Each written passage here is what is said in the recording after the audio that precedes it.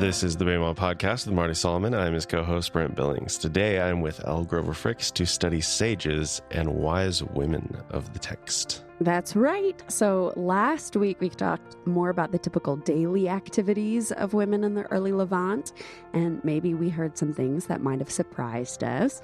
But we also set our alerts on for detecting primitivism and presentism that we might be bringing with us into this story.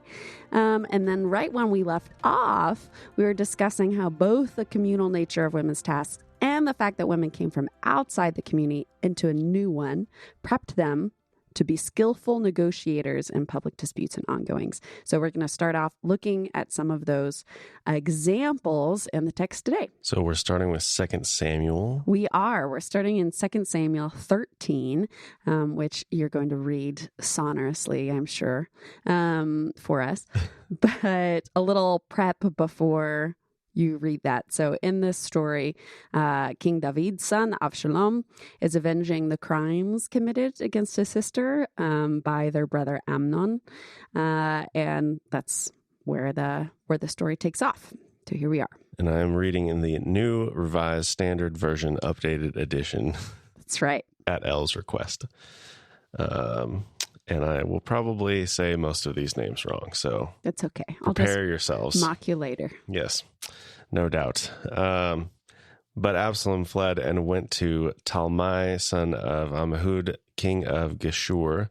David mourned for his son day after day. Absalom, having fled to Geshur, stayed there 3 years. And the heart of the king went out, yearning for Absalom, for he was now consoled over the death of Amnon.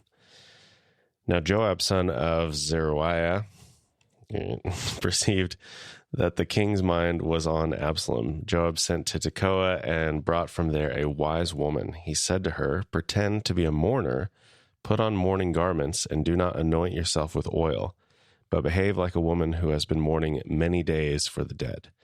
Go to the king and speak to him as follows." And Joab put the words into her mouth. When the woman of Tekoa came to the king, she fell on her face to the ground and did obsessions. That one's English. You don't get grace for that one. Not an English word that I have maybe ever encountered before. Ow. Help me, Elle. I don't have a dictionary pulled up. It's like fealty. Okay. All right. So she did that and said, "Help, O king." The king asked her, "What is your trouble?" She answered, "Alas, I am a widow. My husband is dead. Your servant had 2 sons, and they fought with one another in the field. There was no one to part them, and one struck the other and killed him." That sounds kind of familiar. Yeah, absolutely. Okay, so the story goes on, and it's very like the more famous story of Nathan, the prophet, comes to David and tells him this parable, basically, so that David will say, "What? That's terrible. Somebody should do something about that."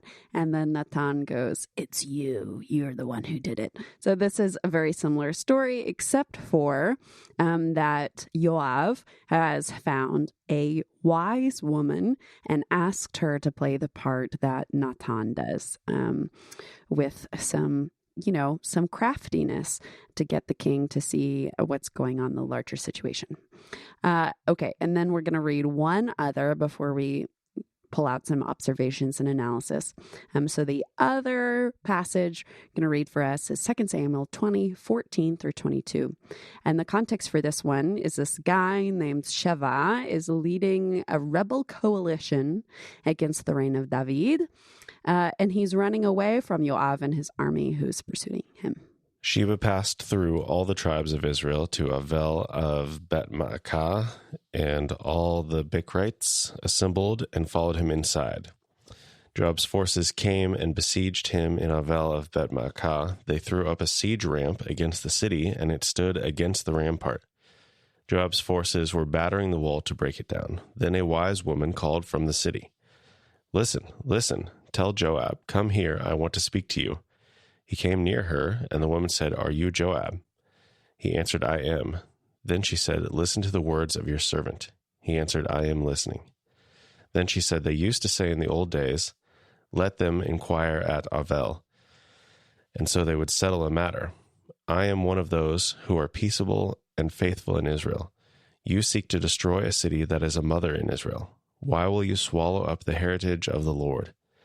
Joab answered, Far be it from me, far be it, that I should swallow up or destroy. That is not the case. But a man of the hill country of Ephraim, called Sheba, son of Bichri, has lifted up his hand against King David. Give him up alone, and I will withdraw from the city. The woman said to Joab, His head shall be thrown over the wall to you. Then the woman went to all the people with her wise plan, and they cut off the head of Sheba, son of Bichri, and threw it out to Joab. So he blew the trumpet, and they dispersed from the city, and all went to their homes, while Joab returned to Jerusalem to the king. Great story. Really great. I have questions about both of these stories, but this one I think maybe even more questions. Yeah, I think it's fantastic. They have a siege ramp. It's very cinematic. She pulls out some theology about why he shouldn't be destroying a city after popping up on the rampart and being like, hey, send Joab to me. They have a talk and she says, no problem, I'll behead him for you. Her people do so. They lob it down over the wall and everybody goes home happy. Okay, so what do you notice about these stories, Brent? Well, so on this story, he doesn't ask for the guy's head. Right. He asks for the entirety of him, presumably, to be turned over. And she's like, I'll just give you the head. That should be good enough. Yeah. What? Like, it just seems very impractical, maybe a little too dramatic. Like, what are they going to do with the rest of the body? I see a specific problem with the beheading. I mean, it's the best way to make sure that someone's really dead, right? I mean, that's true. Yeah. It's definitely effective in that sense, but it's easier to lug a head home than it is to lug a body home. That's true. It's just practical, Brent. Yeah. I just wonder, like he says, give him up. So it's like, did he actually intend to take him back as a prisoner and like question him or whatever? Like it just seems like maybe she made some assumptions like, oh, like he doesn't like this guy and so we need to kill him. Well, very clearly, if he like is mounting a siege on the city and it's worth killing the people of this village for, then it's worth, one guy. And he has a chance to say, no, that's fine. Take him alive. Just, lob him over in one piece. And he doesn't. That is true. She says what she's going to do and he doesn't object. So, yeah, okay, fair enough. She goes to her people and communicates, it says very clearly, her wise plan. So if you think this is unwise, Brent, you're contradicting the word of the Lord. No, that's a good point. Okay, what do you notice specifically about the wise women in each of these stories? Well, okay, so in the first story, it says, do all these things. Joab sent to Tekoa and brought from there a wise woman. Okay, so he says, here's what I want you to do. And then it says, Joab put the words into her mouth. Right. So if he's like giving her all of the instructions, right, and giving her the words to say and everything, why does it need to be a wise woman? Why couldn't it just be any old woman? That's a good question. We'll talk about it. But apparently he knows that there is a wise woman specifically who lives in Tekoa, right? Otherwise, sure, it would say he cast about for someone who looked like she could be a good actress. But apparently he either knows of a specific woman or a role that is held by a woman in Tekoa, and he knows exactly where she is, and he goes and gets specifically her. That put the words in her mouth thing is a motif that we see around angels and messengers of like, this is what I would have you do as my deputy. I would say from a modern perspective that like, even if you're giving someone specific instructions of what you want to do, like having someone who is wise, skillful, whatever, is going to come in handy because something is going to happen. And if they can't play it cool in the moment, then it's going to ruin the whole plan. Right. Which definitely happens later on in this story. The king responds just the way that they hope he will. But then he says, do not withhold from me anything I ask of you. And she says, let my lord the king speak. In verse 19, he says, is the hand of Joab with you in all of this? And she says, yes, as surely as you live, my lord the king, one cannot turn right or left from anything that the lord the king has said. It was Joab who commanded me. So, she has to decide whether she's going to lie or continue on. And so she uses her significant political acumen to decide what's the best move here. Okay, and then in the other story, what do you notice about the wise woman in chapter 20? Well, in this case, she is coming out like the siege is happening, and apparently nobody else is doing anything. And then she's like, I got to say something. So she calls out from the city. Right. I imagine it says Joab's forces were battering the wall to break it down. So that means there's been some conversation. You don't just like bring your siege engines and start going to town. First, you go to the gate and you say, hey, let us in. We're trying to get this guy. And apparently the gate people said, nah, fam, it's not going to happen today.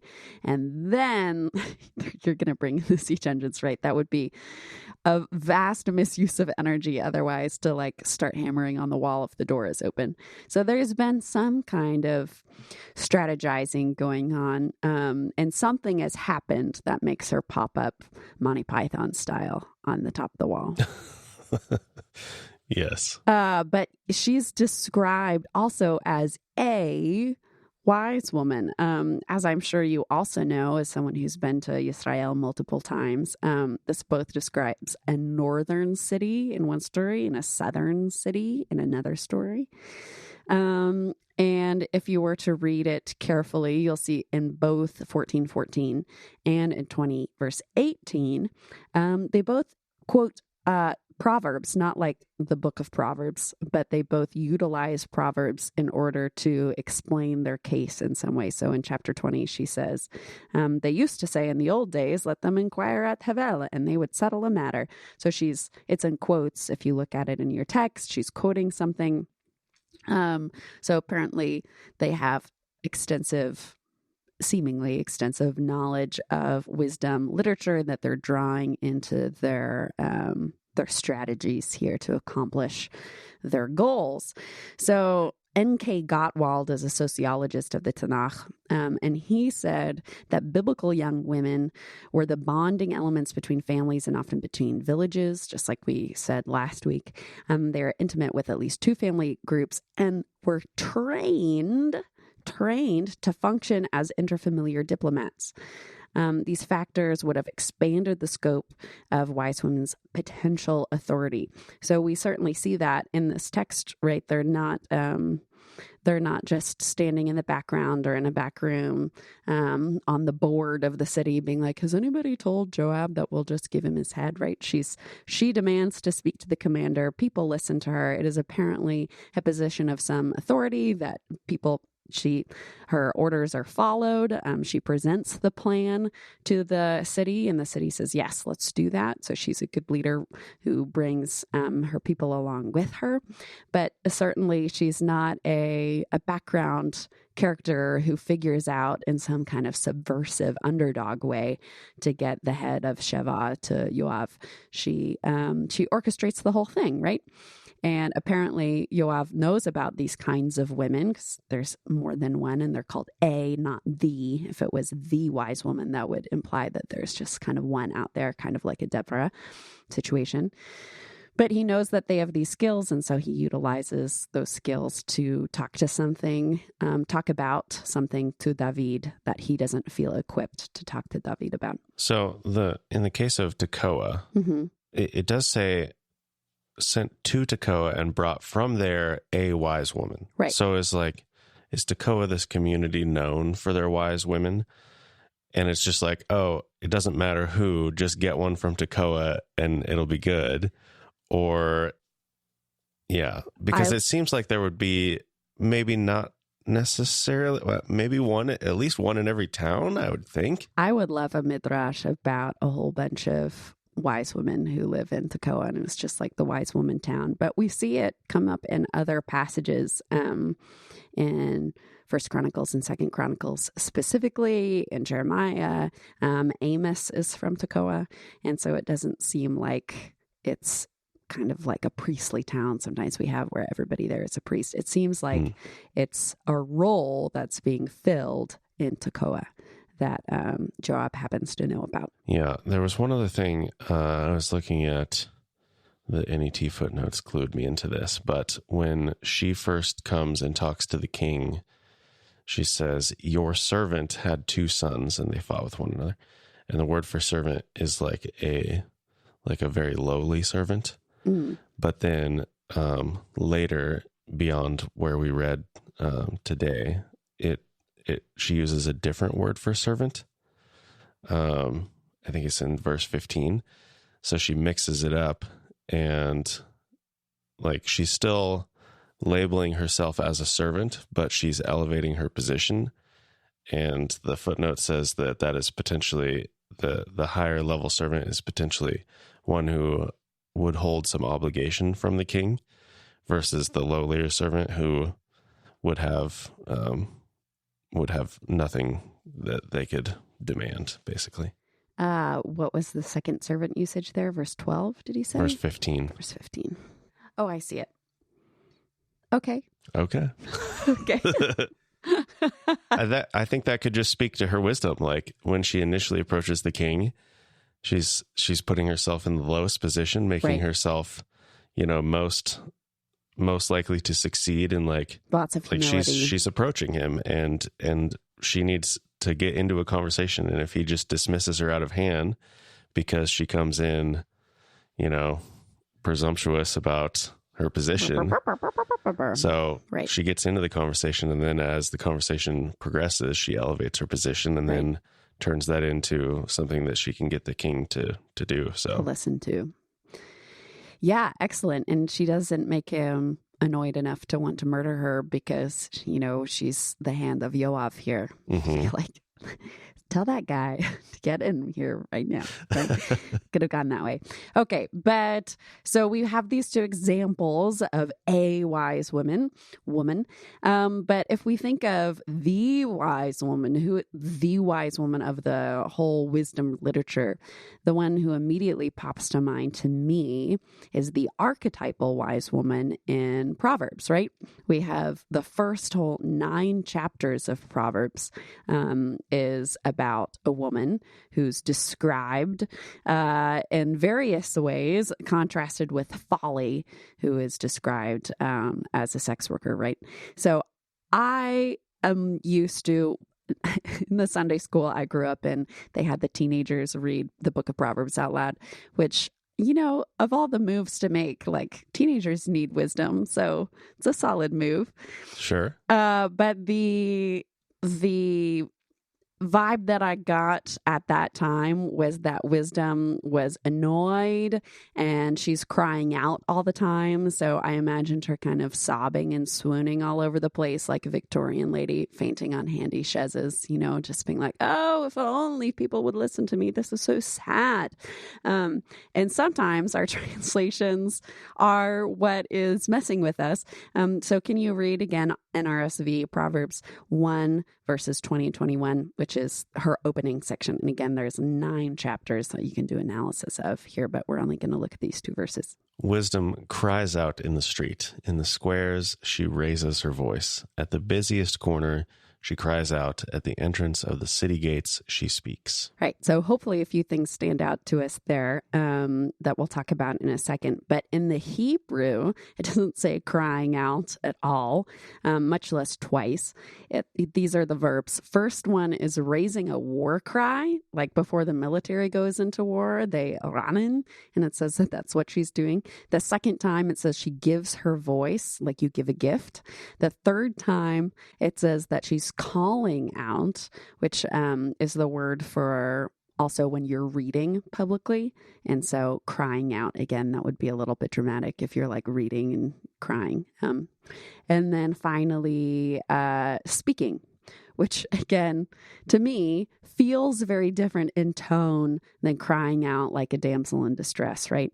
And then if we also notice the places where she's doing that, applying some of our knowledge that we've gained from listening, I'm sure, to all 6 sessions of the Bema podcast in order, it might pop out immediately. She's in the city gates, the entrance of the city gates. What's the significance of city gates, Brent? That's everything in the town. That's where they handle every aspect of life, basically. Politics, business. That's where the judges hang out often, unless you're Deborah. That's where justice is handled. And so she's in a public political spot there, the center of everything. Again, not a little back room.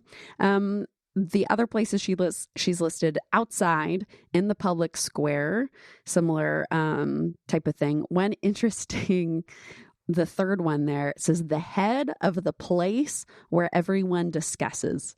In the Hebrew, it's from this onomatopoeia for a hubbub. So place wherever there's hubbub, she's in the head of it. So some people translate that chief concourse, which is funny to me. Just makes me think about airports. It's probably more like the agora. But if you're on the head of the place where everybody congregates, right, it's where the leader stands, and then it moves her into the city gates.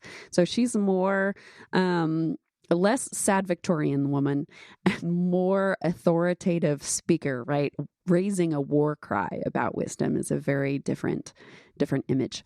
And if we think about our typical reading of Proverbs, right, we know folly is depicted as this prostitute, and we always know that that job is real and tangible, even if it's also an archetypal image in the story. But for some reason, we tend to imagine that in contrast to this real woman figure that we know would have been hanging around the town, we imagine that wisdom, a wise woman, is only archetypal and only abstract and not actually based on also a real figure and a real role that would have been familiar to the original listener. I mean, why would Proverbs have all of these like vivid pictures of what this woman is doing if people couldn't look to that as an actual? I mean, maybe it's not quite the same in Tanakh, because maybe I'm reading, the age of the rabbis into this and thinking like, oh, they've always got to be able to point at something. But that's just what I'm imagining is like, why is Proverbs filled with this? I mean, you said 9 chapters? Yes. Of this image of this wise woman in these prominent places. And it seems like they would be using that as an example because that is what people see. Right. Hebrew is still very image-based and tends away from the abstract. There's always some kind of underlying contextual picture, whether it's eternity or anything else, right? So I think even if that is a little bit of a rabbinical specific tool, that's still a legitimate point. We also know that there are wise women outside of just these 2 stories in 2 Samuel. We know in the north, both from the Sumerian era all the way through the Babylonian era, there are women called Naditu, Niditu, if you're going to Wikipedia it or Google it. And they were wise women, scribes, and bureaucrats, all wrapped into one. Naditu women. And they are probably from the higher up class, but they're pretty cool if you read about them. They live in a kind of monastery-like situation. So that's always fun. Don't type Naditu by itself into a search engine. Okay. I'm curious, but I won't ask. It autocorrects to nudity. Oh, no. Or your computer autocorrected. No, the search engine does. It's like, did you mean this or did you actually mean Naditu? Oh, my. Well, we do mean Naditu. Okay. So from these stories, archaeological evidence, the testimony of Proverbs, it seems like wise woman is a role filled by someone in your community. She's highly involved in civil life. She leads the town through various political and military affairs. She's a known public figure and not just advising in backroom. And she speaks authoritatively on behalf of her people. Okay, Naditu. I think I misheard you. Naditu. Either way, I could have said it wrong. Who knows? link will be in the show notes. Wonderful. Okay, we're going to turn our eyes to the wisdom literature. Brent, you ready? That was our wise women section. Now we're going to talk about sages. Find out where is Gandalf in the story. It's always my priority. Is that what all the wise women look like? Or Yeah. not the female sages? They got a big hat. They got a staff. They're enigmatic, disappear at annoying times, and they hate wolves. Okay, so I'm going to unspool this half of things in more of a Hebrew teaching style. So you've got to hold on to your seats with me here. Okay. We're going to present some things, and then we're going to back off, and then bring it back in. All right. So specifically in the wisdom literature, we're going to talk about Song of Songs and Ecclesiastes. So one way of thinking about these books is that they're twins paired together. So Song of Songs is all about life, being beautiful and good and full of adventure, right? Come, let us go to the hills, delights of all sorts of kinds, and interspersed with advice that we typically would categorize as wisdom, like do not awaken love before it's time. Some unusual things about the Song of Songs, other than the subject matter. What pops to mind about the way the structure of the book goes? Well, Song of Songs is like a dialogue, right? With a few like extra characters who jump in now and then, but mostly a dialogue. Who are the folks in that dialogue? What is it? The lover and the beloved? That's one way of splitting it up. And then the third character that pops in and that's says one wrong way of splitting it up. I didn't say that. And then who's the third group? Friends, I think. Right? It's the daughters of Jerusalem. Daughters of Jerusalem, okay. So we've got a group of women, a woman, and then a guy. And the guy really only has two sections where he's the primary speaker. There's a couple chapters where they're going back and forth, but when he has a long monologue, it only happens twice. So 2/3 of this book are narrated by a woman. And that's not necessarily something that was critical for the story, right? You can have a love song all from the man's perspective. You don't need to incorporate women for some reason, but it does. So we can immediately start thinking about why is that? Who would have thought that it's okay to write from a woman's perspective when they're not a woman, or who would have, wanted to take on that role?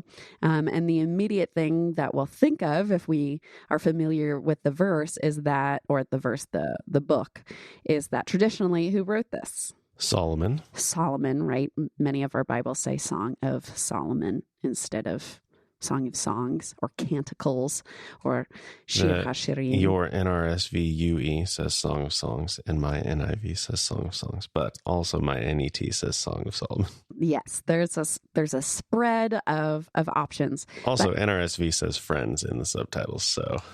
Interesting. Okay. Well, the verse that we get that from is verse 1. And it says Shir HaShirim, which is Song of the Songs, or the Song of the Songs. And then it says La, which is a preposition, which is always to or for.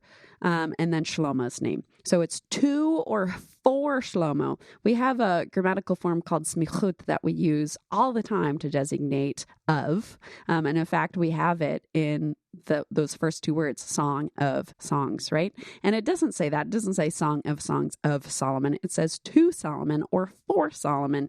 So that opens up the possibility that it could have been written by a whole host of folks, right? In order to be performed in Solomon's court, perhaps, or on his behalf, or as a drama or a play for entertainment, right? But it's certainly not by Solomon, unless you're writing it to yourself. I don't know. I haven't started that many works that says to Elle. I'm just reading the NET footnote and seeing how much it will agree with you. It's a very long footnote, but it does seem to say like, oh, traditionally it's been taken as written by Solomon, but perhaps it is better translated dedicated for Solomon. There you go. Fact checked by the NET and Well, found I to wouldn't be necessarily blameless. fact check the NET, Blameless. but sometimes they can point you to some good ideas. I'm in the clear. It's been rendered correct by the word of the NET. I was not looking to clear you. I was looking to clear the NET. Well, I feel like half the time it's like, oh, here's this understanding we have, and the NET's like, nope, traditional, and here's 1,000 words on why. It's like, ugh. I'm all for 1,000-word footnotes, but so we're gonna table that for a second, because the idea that maybe a woman could have written a book of the Bible, first off, might be inflammatory for all sorts of reasons, but also we already crossed that bridge back in Hebrews. Yeah. I wasn't going to remind listeners. Maybe they skipped that one. But okay, so we're going to circle back to that. Tabling it for a second. Women in this era, writing isn't even something that we think about happening. So the idea that a woman would have written something on behalf of the king is more odd, probably. But turning our eyes over to Ecclesiastes before we circle back, and the other half of this twin set of philosophies, we have the more dour one, right? It's pretty nihilistic. Everything is vanity or vapor or temporary. And there's lots of ways to read or interpret the book. Some read it as earnest and straight, and everything it says just means literally. And some people take it to be satirical, an indictment of the elites and their wealth and their perspective.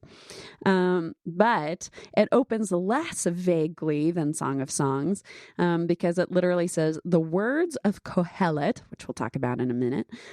So the words of Kohelet, son of David, king in Jerusalem. So who do we presume this one to be written by? The words of the teacher is how they translate it. I think we typically ascribe this one to Solomon as well. We do. So we're going to talk about the teacher thing in a minute, but we ascribe it to Solomon, even though this one doesn't even use his name, based on his general wisdom. But justice for Absalom and Adonijah, right? And all the others, it could have been them. It doesn't say that it's him. But so let's talk about dating.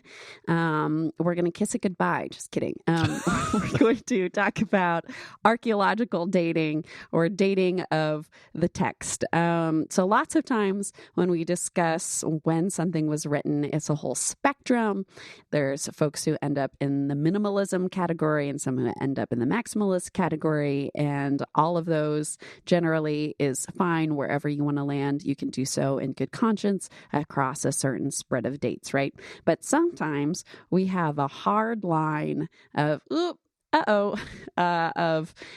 bringing in the possible spectrum of when something can be written. That's really hard to get around. So the problem with the dating here is that this book, this scroll, is littered with Persian words. Problem is, we have 3 eras of Persian, and the oldest era of Persian that we have, which is called Old Persian, very creatively named, the oldest inscription that we have, the oldest evidence, is from Iran, and it's from the 400s BC. King Shlomo is from the 10th century BCE. So it's not really happening for us if we want to say that it is Shlomo's writing.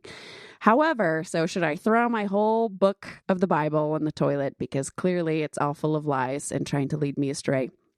No, will always be my answer. So if I were to start a speech by saying 7 years ago, I'm clearly evoking Lincoln, right? And I want you to know some things about the stuff that I'm going to say by evoking him, right? I'm telling you about my values that maybe are going to come out in the speech. I'm telling you about the genre of the speech. But it's clear that I'm not pretending to be Lincoln. I'm not lying. I know that you know I'm not Lincoln. And if I was trying to deceive people into thinking I was Lincoln, I would not throw in a bunch of words in Mandarin, right? That would kind of be a tip-off. So again, it's not about deceit and the Bible trying to get away with something. It's about the author is evoking the legendary wisdom of Solomon and telling us that this is part of the wisdom literature and telling us something about the genre and the values in the scroll, whether or not you read it as satire or as straight, gloomy Eeyore energy. Yeah, well, and I think we talked about this with the book of Job, because people like to talk about how Job is the oldest book of the Bible or whatever. And it's Right. like, well, they found it in the hands of a brontosaurus, actually. When they unearthed it, that's where it was. We didn't mention that on the original episode. Weird. My bad. But yeah, like the story, like in this case, the words of these teachers may be old, but by the time they're actually written down and recorded, it is much later, and that story has been added to or modified for the current culture or whatever. Like how many movies do we have today of Romeo and Juliet? And it's like, right. Well, it's not really the original version of Shakespeare's play, but well, Baz Luhrmann did it perfectly. Leonardo DiCaprio nailed it. Don't say anything otherwise. I can't say anything. Yeah, no. So it seems like that's a pretty reasonable thing. Like, right. He had a set of teachings that he passed on, and they continue to be passed on. And by the time it got to the point where we actually wrote it down, it had been much, much later. Yeah. So it could be evoking Shlomo again. I think that's probable, but still we're leaving out a whole bunch of other sons of David. Never actually says Solomon, but I hear you for sure. It could be people taking the words of Solomon for 600 years and then deciding at that point, you know what, we should put this down. But that still perhaps brings up a question of authorship. So that brings us back to this word Kohelet. So if you're reading like the JPS, it just says Kohelet. So can you look at that Bible Hub link of all the different translations and tell me how people usually translate Kohelet? Well, the NET footnote does start off, the meaning of Kohelet is somewhat puzzling. Mm-hmm. What have our translators gone with? Okay, so teacher is the word in the NIV, the NLT. ESV uses preacher. King James uses preacher. New King James sticks with preacher. NASB is preacher. Lots of preacher. Mm-hmm. Yeah, those are the big two. I think there's only one other that just sticks with Kohelet, which, hey, if you don't know what to do with the word, I respect leaving it as is. The contemporary English version says, when the son of David was king in Jerusalem, he was known to be very wise. And he said, oh, wow. Just totally, just being creative, just writing what's on your heart. The Dewey Rames says the words of Ecclesiastes, the son of David. Okay. We'll talk about why in a second. God's Word translation says the words of the spokesman, the son of David. Spokesman. Wow. Good News translation goes with philosopher. Fascinating. Okay, so the word central in the word Kohelet, the root there is kohel in the Hebrew.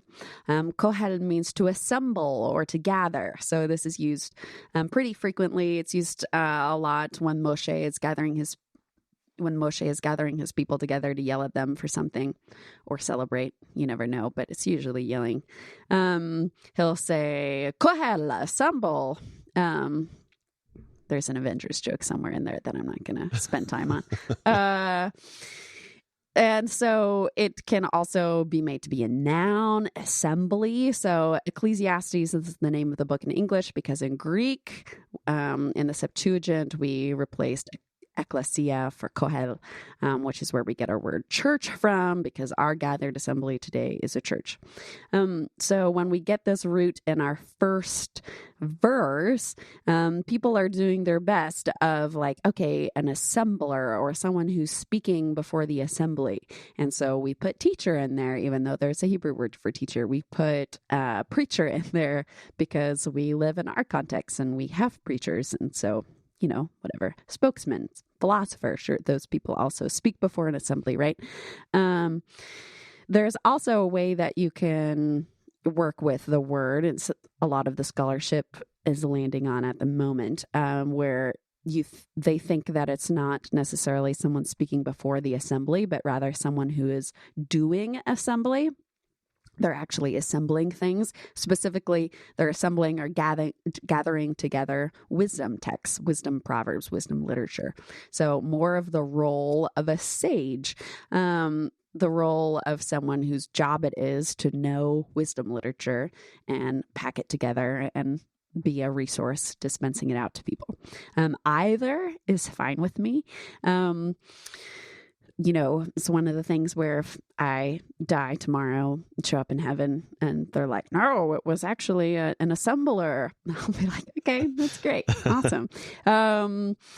But so, yeah, maybe Why does it's somebody. It have to be tomorrow, though? I don't know. We got a few more podcasts to record at least. We've got a few. You can hold off for a few more weeks. We've got 3 more episodes to go. I'd like to stick around for a lot of reasons. Okay. So maybe somebody else wrote down the words of the Kohelet who's speaking before the assembly, or maybe the author is the Kohelet who has aggregated all of this wisdom from around the kingdom. Here's the problem that people don't like to talk about, which is funny. Kohelet isn't the root. Kohel is the root. It has a suffix added to it as et. So the very first day in biblical Hebrew, you learn about which suffixes exist to make things masculine versus feminine.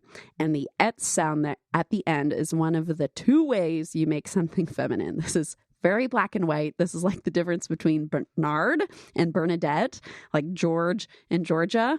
It's not fuzzy about like, well, sometimes things show up as feminine when no, it is a feminine ending.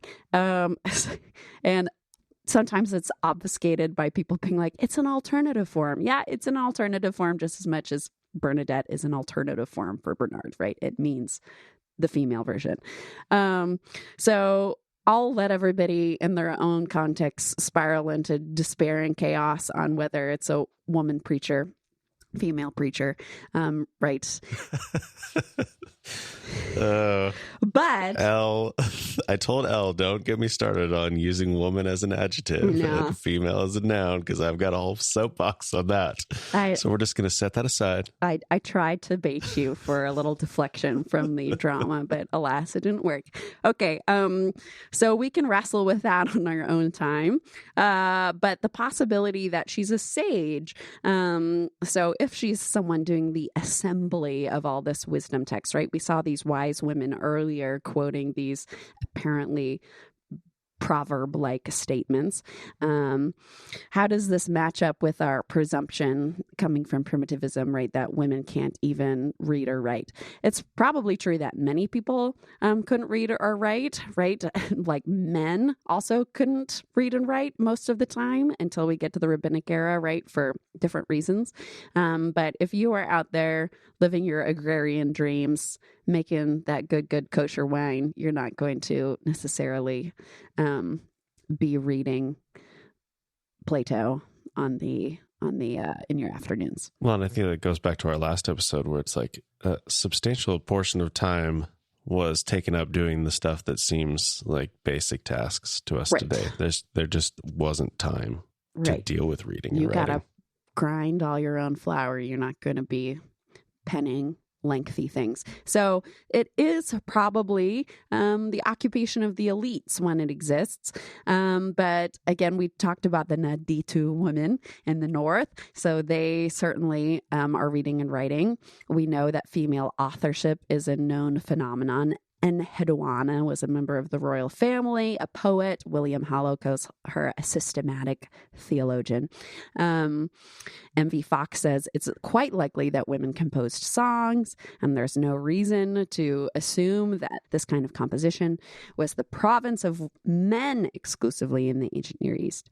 We also have women's tombs in the region who were found buried with writing implements, which when you know the context of burial and it's kind of a setup of your home as it was in this world, for them to have in the world to come, you would only give them their stuff, right? So if they have a writing implement, it suggests that they could indeed write. You know, at this point, 400s or 1,000 or whatever, like we came out of Egypt with women in these leadership roles. Right. Making songs. So Right. hopefully this wouldn't be too surprising. And we've got prophets also who are speaking authoritatively and perhaps writing down what they're being told. So anyway, so we've got these women potentially operating as sages, potentially operating as preachers, potentially writing more than just the book of Hebrews, potentially or definitely operating in these political, civil life, military roles. Breaking out of the conventions that we might be tempted to assign to women because we assume, well, things were kind of worse in general back then with our primitivism mindset on. And so they must have been much worse for women. Sometimes, but especially not if you're wealthy. There are still women breaking through the cracks, coming through in perhaps subversive ways, but also possibly part of the fabric of the infrastructure of their society and their role as wise women, certainly. So in the coming weeks, we're going to continue to look at specific cases of extraordinary forgotten women in our Bibles. Sounds wonderful. I agree. So is your official stance on Hebrews is that it is written by a woman? My official stance? Yeah. Press release, yes. Press release, yes. I mean, Marty and I didn't necessarily land on that, but it seems like as much a possibility as anything else. So it's just, since it is possible, it's like, well, why not then? Yes. If somebody specifically doesn't say who they are in an era in which you did say who you were, who's motivated to do that? And then you only use one pronoun the whole time. And yes, it's masculine, but a woman in the Greco-Roman society would be highly motivated to cover over her gender. So, sure. Yeah, exactly. Anyway, extra tidbits of scandal brought to you by the provoking of Brent Billings. Well, it's all past scandal. We've been through all that. People in this episode have walked through that those thoughts and the tohu vavohu. We don't know, but it certainly seems like a good possibility. So I like it.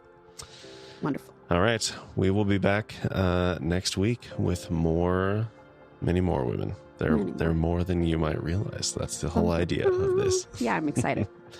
All right. Well, in the meantime, go to BamaDiscipleship.com. We'll have all of those links in the show notes for the things we talked about today. You can find me at elgroverfricks@gmail.com with all your questions. Beautiful. And, you guys know where to find me. So thanks for joining us on the Bama Podcast. We will talk to you again soon.